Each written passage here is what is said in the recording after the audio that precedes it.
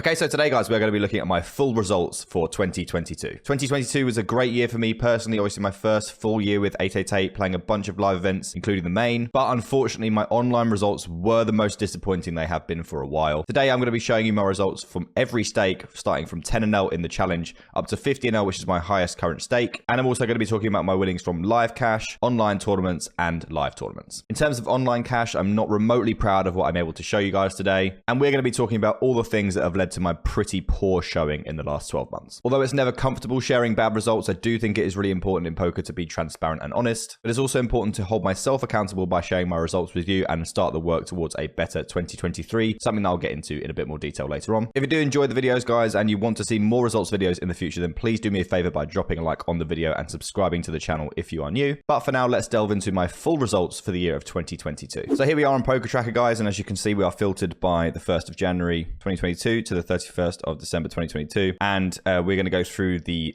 results stake by stake to begin with, and then we'll look at the full graph. The full graph is a bit warped because obviously I'm playing 10 and 50, so it looks a bit weird because I have run differently at different stakes, but we'll obviously show that at the end, but we'll give it a bit more context by starting here. I guess we'll start on the challenge. From what you guys see in my videos, my highlights videos, you might think that this will be the worst. We've actually had a pretty good year in the challenge if we first take a look at this. So this is 2022 in the challenge. We won $482, which is 48 buy-ins, over 69,000 hands giggity, running slightly above EV at around 7 big blinds 100. Obviously, this is really pleasing. We ended the previous year, 2021, with about 4 months of the challenge played, 4 or 5 months of the challenge played. We started in August 2021, and we were quite significantly below EV. This obviously not looking at the challenge as a whole today, but this run above EV was not enough to climb that back. And if you guys have been watching the stream recently, you'll know that some things have happened recently that you'll be seeing on the channel soon. Let's just leave it at that. But yeah, really pleasing year in the challenge. What happened was we started exceptionally well. I felt like I was just going to end it. Like you can see here, around 39,000 hands. We were up literally $500, which is like a big bummer, about 12 over that many. Which was exceptional. Really happy with it. It was running really well. And then we just went through this really dire stretch of hands and then broke even for a bit, had a good run and then a bad one. Honestly, my mental game of the challenge is horrific. Everybody knows that. I don't mind losing too badly at 25. Don't mind losing at 50. I like learning at those stakes. 10, I just want this to be over. And it doesn't, whenever it feels like it might be, and then you take hits like this, like 12 buy-in downswings and stuff. These are completely normal things, but for me in the challenge, and for me mentally, I find that very difficult to deal with, which is why I stopped playing the challenge frequently or at all for long stretches. And I do mix it in every now and again when I see the pool running and I fancy it. Then I will dip in the pool, but recently, that, like I said, that hasn't gone all that well. I don't know what the future of the challenge is going to be, whether I'm going to finish it or not. I'd like to, but you know, I'm just not sure that it's good for me, especially as we're going to talk about in 2023. I'm trying to improve a lot and get better at the game, spend more time getting better at the game, give myself more time to study. I don't know if it's beneficial to me to be playing this on the side because I know what it does to me and I find it really difficult to separate myself from how it makes me feel. So I think it might be an idea not to do this for a little bit, but I can see myself getting lured in. So, yeah, it's a really solid run. Obviously, it's where I would say it's where I try my very hardest. It's also where I probably play this style is probably only play at 10 and L. Not sure if it's because I think it's what wins, or I think it's because, or whether it's just the mental aspects of the challenge making me play in a different way. It's probably a bit of both. But yeah, pleasing year in the challenge, can't complain. So with that news out of the way for the 10-0 challenge, we're going to move on to 25, which is, I'd go as far as to say, pretty embarrassing for me this year. We're going to talk a bit about why it looks like this. But before I do click on this, I just want to say I'm not making any excuses. I want to offer an explanation. And the explanation will be that largely it's my fault. But yeah, this is pretty bad. So we lost near $700 at 25 and L, which is pretty poor at minus 2.7 big blinds. I only play on stream. All of the hand samples you can see is 100k hands. These are all streamed. I play pretty much zero volume off stream. I started the year playing a little bit off stream because I was feeling a bit better about my game, and then towards the middle I started only playing on stream. We broke even for a bit. We were even winning a couple $100 at one point, which is completely reasonable. And then we just took several hits. And yeah, this being the most ugly period. Yeah, down here I just getting crushed in the month of December, which is very unenjoyable, but it does happen. So why has this happened? Well, I started the year studying, like I said, pretty hard and working to improve. And I just went on a few trips and played a lot of live poker, and made a lot of videos, and which I have calmed down a little bit recently with, just for my own mental state and trying to get myself away from poker sometimes, because my life is just always poker. I burnt myself out. I stopped studying because I had to get rid of something, so that I didn't hate the game. I was feeling really like disillusioned towards the game. And yeah, I stopped studying, but obviously I'm still streaming because, you know, that's my job, which I'm really, really lucky to have and very thankful for. Unfortunately, the results took a very bad turn, and when I'm playing 25NL on stream, I'll always 3-table it, because 25NL to me, from a viewer's perspective, I don't think it's all that interesting. I think people want to see me play either the challenge or 50 or higher, which I would love to do as well most of the time. Sometimes it's the only thing that's running when at the time of day I want to stream. So I end up playing a lot of 25NL, so I end up 3-tabling it, which I struggle with on stream with multitasking and not being very studied, and getting distracted and sometimes tilted and bored of not getting hands. And then I just misplay and things like this. These are all things that are in my control and totally my responsibility and my fault. Another thing I would say, that this later part of the sample is from a time where 888 updated their client to a 64-bit version, and I lost my HUD and my 888 caption for a while, which were two things that are really important to me to make things easier for me when I'm streaming, because 888 caption, I don't have to press my bet sizes, and it tells me if I'm looking over at chat, which is on my other monitor over here, and I look back and something's happened, I don't know what it is. They used to tell me what had happened in the hand, and sometimes I was just guessing what happened. I basically just half-assed 25NL, which is completely and totally unacceptable. And a few things went on, along with a downswing towards the end, along with me losing my HUD and stuff, which is now all reinstated and totally fine, and my 888 caption's totally fine. And playing badly and not studying and being burnt out. And this being the brunt of my volume that I played on stream, this is where it's exhibited itself the most. So basically, this is what you get if you do what I've done this year. If you burn yourself out, if you play too much, if you don't study, if you don't approach the game in the right way, prepare yourself in the right way, you'll lose. I'd like to think that I'm capable of being a good player, but this kind of thing is not good enough. I know that this can happen to anybody, even really good players, which I don't think I am one of. At the end of the day, as I create content, my job is to create content. That's what I get paid to do. My income is not obviously 25NL, otherwise I wouldn't be doing this for a living. But this is where you have to start and get better and improve and move up and stuff like that. So this obviously needs to be better, and this year we're going to be working on that. I've got a coach. His name's Jalderman. If you don't know who that is, then you'll be able to find him. He's got a coaching website. If you want to check that out, I'll leave the link in the description below. I'm going to be working with him weekly this year. He may be coming on my stream a whole bunch as well. We've done that recently at 50NL, and everyone's really enjoyed that, and I really enjoy having him on. And we're going to be taking it seriously. I'm going to be working. I'm going to be drilling lots of spots. I'm going to be looking over my hands in my Discord.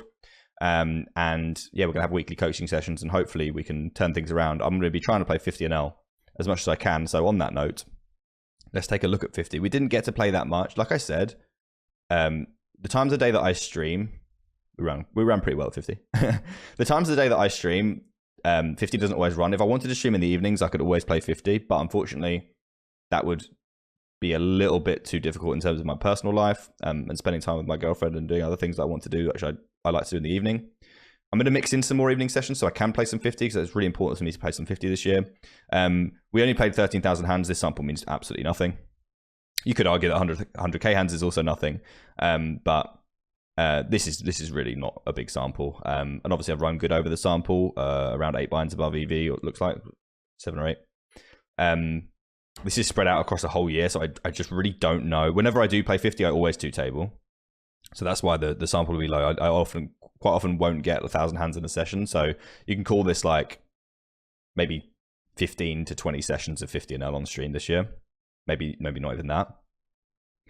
So, you know, I've just dipped my toe in it, and that's going to be hopefully my main stake this year. And maybe it'll start running at different times of the day.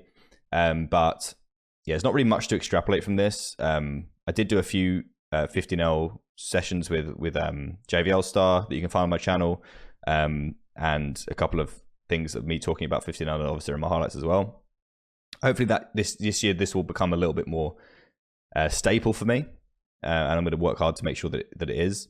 But yeah, I'm not going to try and say that I'm winning. Oh, look at me, I'm winning at 50NL over 13,000 hands and running this far above EV. It means nothing.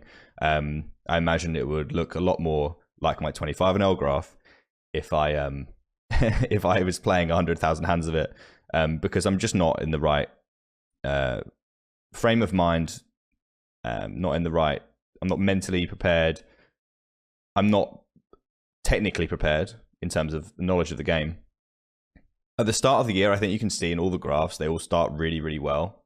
I was feeling excellent at the start of this year. I just kept making content and burning myself out and doing too much and then doing too little in reverse. So at the start of the year, it's really about setting myself right and doing the right things, like I did last year, and hopefully keeping them on and not, you know, over investing myself in content. This year, my editor will be taking over a lot of my work in terms of top 10. You'll be seeing that. You'll already have seen the first episode, actually. So if you haven't seen that already, go and check that out. And he'll be making them from now on, so it takes a lot off my plate. So I've got more time to study, more time to play live if I want to. But yeah, we'll look at the overall graphs, and we'll do it in dollars first. Like I said, it's going to be a bit warped because obviously I've run really good over this short sample of 50 NL. So it's going to look like I've run really good overall because that's the highest stake. When really, you know, a lot of the hands are at 10 and 25. So yeah, this big gap is mostly 50, obviously, as you've seen, because I'm running below I'm running about even or below in the other two. So the total results for the year are winning $243. Woohoo! What a fucking year, guys. And not even apparently running, well, like I said, not even running that badly. If we go to big blinds, that would give a little bit more of an accurate representation of the things that you've seen over the 3 graphs. And you can see, yeah, we're pretty much bang on it. Started really well. I was feeling great because I was running great, right? And then as soon as it took a turn, you know, I just lost my way. And I just played way too much poker. I was away on trips for 2 weeks at a time, playing only live poker and stuff. So I just completely destroyed myself and played pretty badly. And the whole thing is pretty poor from me, I feel, because I expect better for myself. But yeah, that's it. I don't think I can say any more about what you've seen. I think it speaks for itself. I hope that I've been somewhat clear in how I've described how I feel it's happened. And my plan is to show more of my best in 2023. So to complete a full results video, I thought I would also share with you my live results from Cash, my online tournaments, my live tournaments, and add them all together to give you an idea of how much money I've made from poker in 2022. So let's take a look at that now. If I just clear this, I'll be able to bring up some graphics on the screen for you if I've done this correctly. So as I've said, in online Cash, I've made $243, which is shit. I've also made a chunk in Rakeback, but I don't have the exact numbers for that, so I'm not going to include it on here. For live Cash, you guys will know that in 2021, I started pretty badly, down around 5 or 6K. Thankfully, 2022 went a lot better. I ended up winning £7,251, which is around $8,600 at the moment. I really found my stride at live Cash during the first part of the year. I lost like the first month in January, and then I just won pretty much every session for ages. Went to Vegas and won, went to Goliath and won, and had a few huge sessions at my my usual casino, Aspers in Stratford. And yeah, it's really pleasing to show some decent results. Somewhere I do feel really comfortable at live cash, so it's a pretty good number that I'm fairly pleased with. Towards the end of the year, I didn't play as much because after Goliath, I was just completely burnt, and I needed to give myself an extra day to edit and stuff like that, so that I wasn't only doing poker and just exhausting myself. So yeah, I took I didn't really play at all for the last 4 months of the year, which was a shame, but I had to give something up. It just made the most sense to do that, even though apparently it was winning me the most money. So yeah, hopefully this year I can, with the extra spare time I have, I can dip my toe back in there as well. For online MTTs and sit and goes, this is a bit of a rough guess because I don't really have the numbers to hand, and it doesn't really matter that much anyway to be totally accurate. But I had a couple of good scores online. I won $6,800 or so in the KO Games main event earlier on in the year. I also won about 1,200 in another main event. I can't remember what series that was. I won quite a few of the Play with Friends sit and goes that Ace Estates were running on in the midweeks, which was totaling around 1,500. So I would say, you know, given all that, it's probably around 10k in online MTTs and sit and goes. And obviously for online MTTs, I'm not including any buy-ins because I'm lucky enough to not have to pay to enter these tournaments. I get free tickets from the great guys at 88 Poker.